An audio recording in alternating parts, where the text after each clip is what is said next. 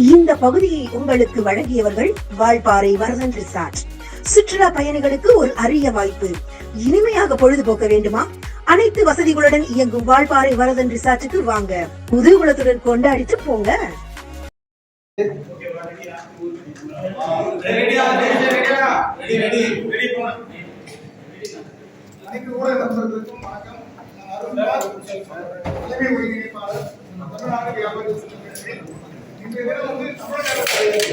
கடை வைத்திருக்கிற அனைத்து வியாபாரிகளும் சாலைகளில் தான் வியாபாரம் பண்ணணும் சொல்லி ஒரு உத்தரவு கொடுக்கணும் தமிழக அரசு அப்படின்ற ஒரு கோரிக்கையை மதிப்பிற்குரிய முதல்வர்களுக்கு இந்த மத்திய அரசு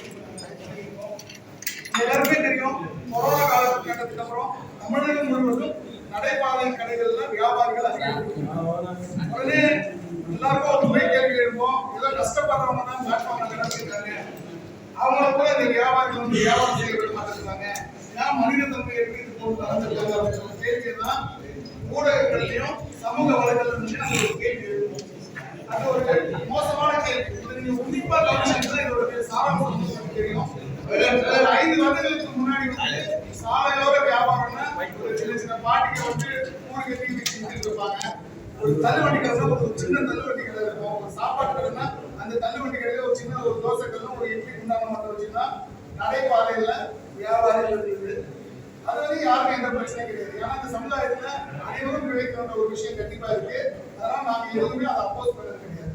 ஆனா இன்னைக்கு பாத்தீங்கன்னா எப்படி ஒரு மோசமான கலாச்சாரம் இருக்குன்னா, ஒரு மினி மளிகை கடையே சாலையோரங்கள் இருக்கு.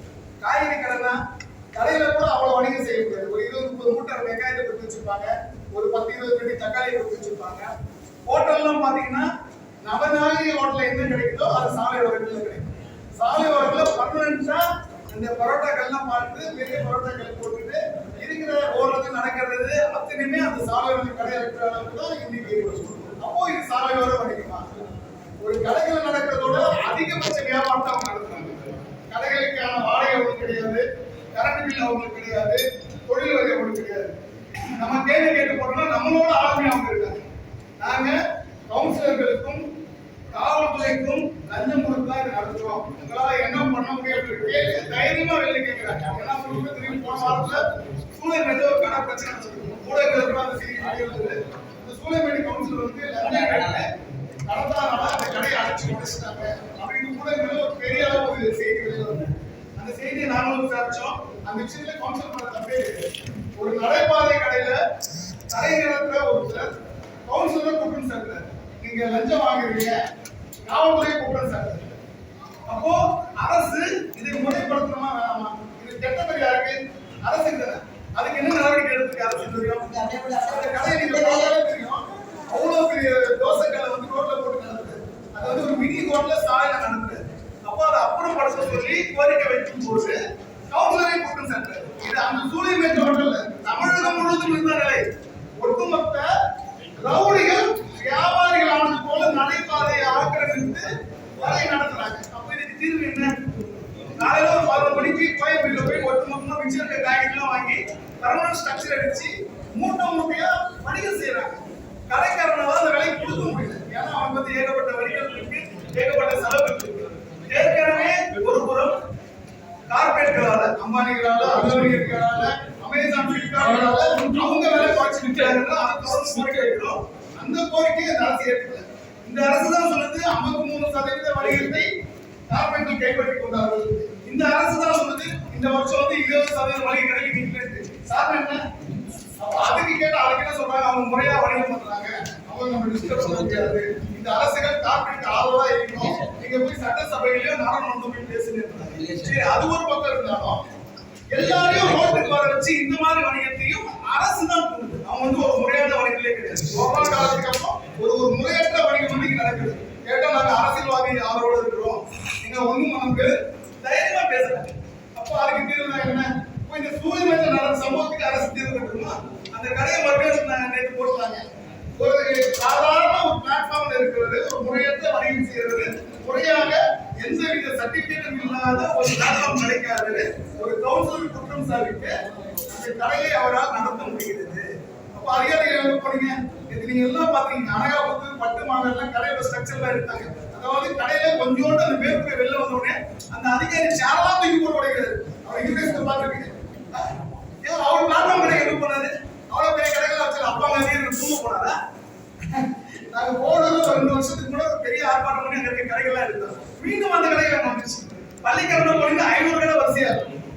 அவர்களை நாங்கள் குற்றம் சொல்லவில்லை. அவர்களில் உண்மையா யார் ஏழ்மையா இருக்காங்களோ அவர்களை கண்டறிந்து அவர்களுக்கு அரசு ஒதுக்கி கொடுக்கணும். இல்லைன்னா பிரச்சனை அதிகமாக என்ன பண்ண முடியும்? ஒண்ணுமே பண்ண முடியாது. அதிகாரிகளுக்கு போய் ஓப்பனா கொடுத்துருந்தாங்க. நேற்று வீரத்தை காட்டிய அந்த அதிகாரி மாநிலத்தில் இருக்க பிளாட்ஃபார்ம் கடையில் எடுத்துட்டு வரா. நேற்று அனகாபுரத்துல காலங்காலமா காசா கிராண்டை தவிர மீதி எல்லா வீடுகளையும் இடிச்சிட்டாங்க. பார்த்தா தெரியும். காசா கிராண்டை மட்டும் விட்டாங்க. மீதி அனைத்து கடைகளையும் எடுத்துட்டாங்க. அங்க உங்க வீரத்தை காட்ட அதிகாரிகள் கார்பரேட் செய்த தவறுகளையும் இந்த நடைபாதையில இந்த மாதிரி மொத்த வியாபாரம் மீண்டும் சொல்றேன். மொத்த வியாபாரம் அப்படி சொல்றது காரணம் தான். செய்வர்களே உங்களால் தண்டித்து விட முடியுமா? அப்போ நீங்க அவங்ககிட்ட காசு வாங்குறீங்களா? காசு வாங்குறீங்க பகிரங்கமா முதல்வர் தலையிட்டு இந்த ஆட்சிக்கு கெட்ட பேர் வரக்கூடாது. நீங்க கட்டுப்படுத்திதான் ஆகும். இல்லைன்னா இந்த அரசு ரவுடிகளுக்கும் கார்பரேட்டுகளுக்குமான அரசா தான் இது இருக்கும். சின்ன சின்ன வியாபாரிகள் இந்த மைனிங் மையத்துக்குலாம் எங்க போவாங்க? அந்த கேள்விக்கு விடை கேட்டுதான் இந்த பத்திரிகையாளர் சந்திப்பு வச்சிருக்கேன். மதிப்பிற்குரிய ஊடக நண்பர்கள் இந்த செய்தி முதல்வர் கொடுப்போங்க. இந்த அரசு மக்களுக்கான அரசு. மக்களால் தேர்ந்தெடுக்கப்பட்ட மாநகராட்சி உறுப்பினர்களை மீறி யாரும் எதுவும் செய்ய முடியாது. நடைபாதையை ஆக்கிரமிக்க முடியாது. இருக்கிறதே ரோடு இவ்வளவுதான் இருக்கு. அது மெட்ரோட்ரெயின்ல இன்னும் சுருங்கி போச்சு. ஏற்கனவே வியாபாரம் வந்துச்சு. இதுல ஒரு பிளாட்ஃபார்ம் கிடைக்கிறாரு. மொத்த பிளாட்ஃபார்ம் கிடைக்கும். அப்போ ஊடகமா இதை பார்த்து என்ன பண்றீங்கன்னு எங்களுக்கு தெரியல. கொண்டு போய் மக்கள்கிட்ட சேருங்க, அதிகாரிகள் சேருங்க, வியாபாரிகளை குற்றம் சொல்லாதீர்கள். அதை தாண்டி அடுத்த கட்டமா இன்னைக்கு வியாபார பொருளாதார வியாபாரிகளுக்கு வந்து 2 பிசினஸ் தான் கொஞ்சம் உயிர் போடுது. ஒண்ணு வந்து இந்த கயா கடை, பழைய இரும்பு பொருள் கடை. இன்னொன்று வந்து இந்த ரியல் எஸ்டேட். இன்னைக்கு உங்களுக்கு எல்லாமே தெரியும். இருக்கிற மளிகை கடை அத்தனை பேரோ தங்களால் முடிந்த அளவு இந்த ரியல் எஸ்டேட் வணிகத்தை செய்யறாங்க. சரி, அப்ப அந்த வணிகத்துக்காவது அரசு ஆதரவு கொடுக்கறதா இல்லை. அந்த தரகு தொழிலை ஒரு தொழிலாகவே அரசு அங்கீகரிக்க மாட்டேங்கிறாங்க. அதனால அந்த தொழிலை ஒரு வணிகமாக அங்கீகரித்து அவர்களை வணிக நல வாரியத்தை செய்யணும் ஒரு கோரிக்கை வச்சிருக்கோம். அதே போல அந்த கொடுக்க வாங்கல அந்த தொழில் நமக்கு எல்லாமே தெரியும். பேசுற வரைக்கும் எல்லாமே கரெக்டா இருக்காங்க. அந்த பர்சன்டேஜ் எல்லாம் பேசிடுவாங்க. அந்த பர்சன்டேஜ் வந்து ரெஜிஸ்ட்ரேஷன் பண்ணும்போது யாருமே உரிய பென்ஷன் தொகையை தர மாட்டாங்க. அதனால அட்வான்ஸ் கொடுக்கும் போது அவர்களுக்கு புரோக்கருக்கான கமிஷனையும் அந்த ஒப்பந்தத்துல பதிய வைக்கணும்ன்ற உத்தரவு அரசு கொடுக்கணும். அதே போல கடையில் நடக்கும் போது முறைப்படியா அந்த கமிஷன் அவர்களுக்கு போய் சேர்ந்து விட்டதா அப்படின்ற உறுதி செய்திருக்கவே அந்த விலையத்தை பதிவு பண்ற கோரி அரசு வச்சிருக்காங்க. நீங்க வேற வழி இல்ல, அததான் பண்றாங்க. 100க்கு 80 கடைக்காரர்கள் வாழ்வதற்கு வேறு வழி இல்லாமல் இவருக்கு தெரிஞ்ச இந்த விஷயத்தை தான் பண்றாங்க. அரசு அவர்களை பாதுகாத்து, ஏன்னா புரோக்கர் என்ற ஒரு எண்ணி சொல்லுதான் மக்கள் மனசு இருக்கு. அதை ஒரு வணிகமாக அங்கீகரித்து அதே செய்யற ஒரு கோரிக்கை வச்சுக்கிறேன்.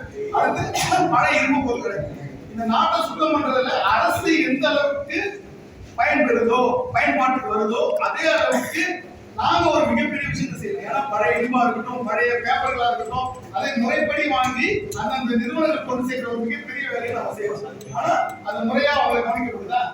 எந்த அரசு கட்சி மீட்டிங் நடந்தாலும் அவங்கள்ட்ட தான் போய் டொனேஷன் கேட்கணும். நீ டொனேஷன் கூட இல்லைன்னா எடுத்துருவோம். ஏன்னா காலகாலமா நீங்க மாதம் ஏதாவது ஒரு வீடியோ ஏதாவது ஒரு கவுன்சில் பேர் சண்டை போட்டுருப்பாரு இல்லைங்களா? இல்லைன்னா கடையை எடுத்துருவாரு. அப்போ இதை பொழுது கொடுப்போம். இது வேற தொழில் இல்லை. அப்போ நாங்க செய்யற தொழிலுக்காக ஒரு பாதுகாப்பு கொடுக்கணும்.